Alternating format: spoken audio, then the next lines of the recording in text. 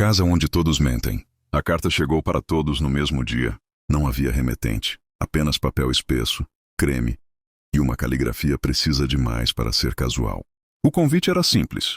Um fim de semana na Casa Valeverde, uma propriedade de campo recém-restaurada, isolada entre colinas e bosques antigos. O motivo, dizia a carta, era um reencontro, 20 anos depois do último verão que passaram juntos. Helena leu o convite 3 vezes antes de dobrá-lo com cuidado excessivo. Não havia assinatura, mas ela sabia exatamente quem mais estaria lá. Sabia porque aquele grupo nunca deixara de existir por completo. Apenas fora enterrado sob o peso do tempo, da culpa e do silêncio. Eduardo recebeu a carta no escritório entre uma reunião e outra. Sorriu com descrença. 20 anos. Um reencontro era o bastante para abrir portas que ele mantivera fechadas com um empenho quase obsessivo. Marta demorou 2 dias para responder. Guardou a carta na gaveta da cozinha, como se fosse algo que pudesse contaminá-la. No 3º dia, escreveu apenas aceito. Rafael rasgou o envelope ao meio antes mesmo de terminar a leitura. Ainda assim, no fim daquela noite, procurou na internet como chegar à casa. Lucas não respondeu. Apenas apareceu. A Casa Valeverde surgia ao fim de uma estrada de terra estreita, cercada por árvores antigas e um silêncio desconfortável. Tinha sido restaurada com extremo cuidado, preservando a fachada de pedra, as janelas altas e a varanda profunda que envolvia toda a frente da construção. Helena foi a primeira a chegar. Depois Eduardo. Marta veio em seguida, rígida como sempre. Rafael chegou por último naquela tarde. O clima era educado demais, artificial. Faltava apenas Lucas. Quando a noite caiu e o vento começou a atravessar as frestas das janelas, o som de um carro rompeu o silêncio. Lucas entrou sem pedir desculpas. Parece que todos aceitaram, disse pousando a mala no chão. Ninguém respondeu. Eles não sabiam ainda, mas aquele seria o último momento em que estariam todos juntos. O jantar foi silencioso demais para antigos amigos. A mesa longa acomodava os 5 com espaço de sobra entre eles. A lareira estava acesa, mas não trazia conforto. Cada gesto parecia calculado. Cada olhar, uma tentativa de medir o outro. Quem organizou isso? Perguntou Marta por fim. Ninguém respondeu. Foi Helena quem encontrou as cartas. 5 envelopes alinhados sobre a mesa da biblioteca. O papel era idêntico ao do convite. Cada um trazia apenas um nome. Eduardo abriu o seu primeiro. Empalideceu. Rafael riu nervosamente antes de terminar a leitura. Marta fechou os olhos. Lucas não demonstrou reação alguma. Helena deixou a carta cair no chão.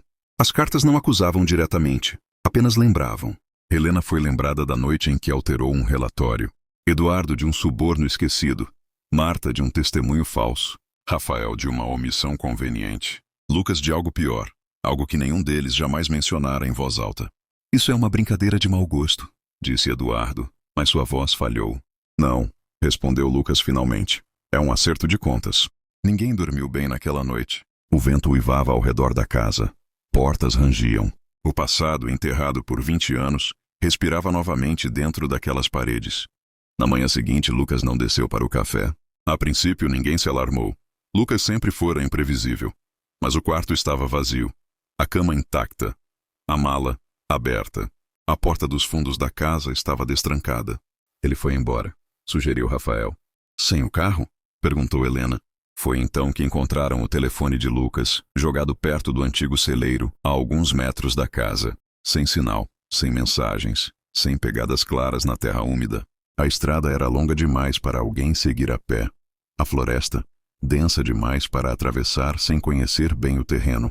Ele não teria ido embora assim, murmurou Marta. Não depois do que leu. A casa, até então silenciosa, tornou-se opressiva.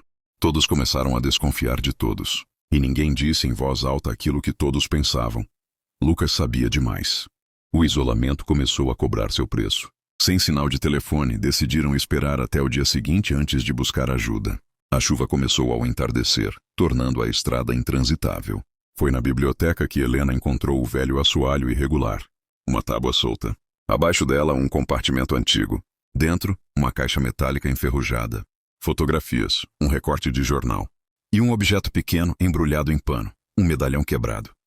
O mesmo medalhão que pertencerá a Clara. O nome nunca fora mencionado desde aquele verão.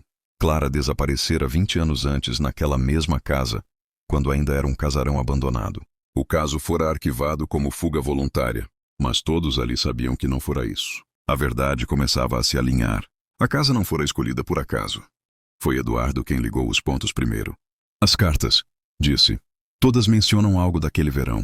Clara, completou Helena. Rafael se levantou abruptamente. Vocês não podem provar nada. Lucas foi o único que tentara impedir. O único que quis ir à polícia naquela época. Foi silenciado por todos eles. E agora desapareceu. Ele não sumiu, disse Marta com a voz baixa. Ele foi silenciado. Como Clara. O silêncio que se seguiu foi mais pesado do que qualquer acusação. Na manhã seguinte, o cheiro denunciou.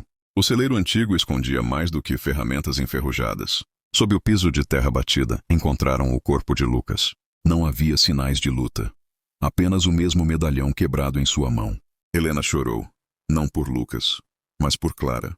A casa exigia sua verdade. Helena reuniu todos na biblioteca.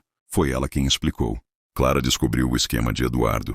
Marta mentiu para protegê-lo. Rafael se calou.